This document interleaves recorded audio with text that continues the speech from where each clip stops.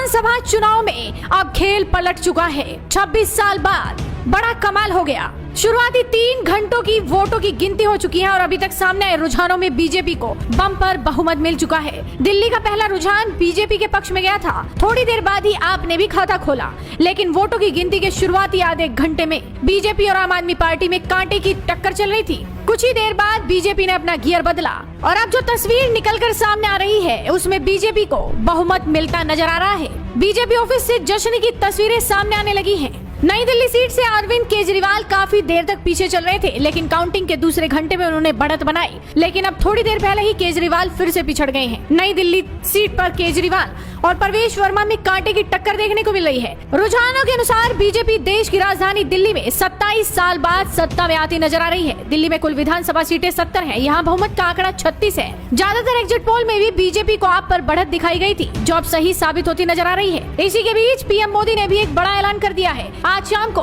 वो बीजेपी कार्यालय में पहुंचेंगे और बीजेपी कार्यकर्ताओं को संबोधित करेंगे। इसका सीधा सा मतलब यही लगाया जा सकता है कि आज दिल्ली में बीजेपी ने बहुमत हासिल कर सत्ता की चाबी अपने हाथों में ले ली है। दिल्ली के लोगों ने अरविंद केजरीवाल की पार्टी को लगभग नकार दिया है। 10 साल की सत्ता के बाद आपका दिल्ली में दी एंड होता नजर आ रहा है। फिलहाल रुझानों में तो बीजेपी दिल्ली में स्पष्ट बहुमत हासिल करते हुए दिख रही है। अगर ऐसा होता है तो बीजेपी की दिल्ली में 27 साल बाद वापसी होगी। वहीं बात करें सीएम आतिशी की सीट की, जो कालकाजी विधानसभा है, उस सीट पर बीजेपी के रमेश बिधूड़ी ने बढ़त बनाई हुई है। सीएम आतिशी इस सीट से भी पिछड़ती हुई नजर आ रही हैं। तो जो बढ़त बनाई हुई है, जो हमारी कालकाजी के लोगों ने जो मैंडेट आगे दे रहे हैं और बढ़त बढ़ाने, उनका मैं आभार व्यक्त करता हूं। और ये कालकाजी के लोगों की बढ़त है, रमेश बिधूड़ी की बढ़त नहीं है। कालकाजी के लोग खून के आंसू हुए हैं 10 साल और 5 साल तो विशेष रूप से कुछ नहीं कालकाजी में हुआ है पिछले जब तक आतिशी आई है।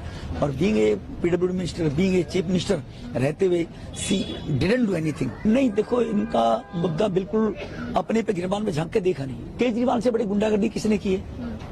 प्रशांत भूषण, कुमार विश्वास, योगेंद्र यादव, इनको जब पार्टी से निकाला गया तो कहा इनको तो लात मार के भगाना चाहिए था। कहां पे लात मार के?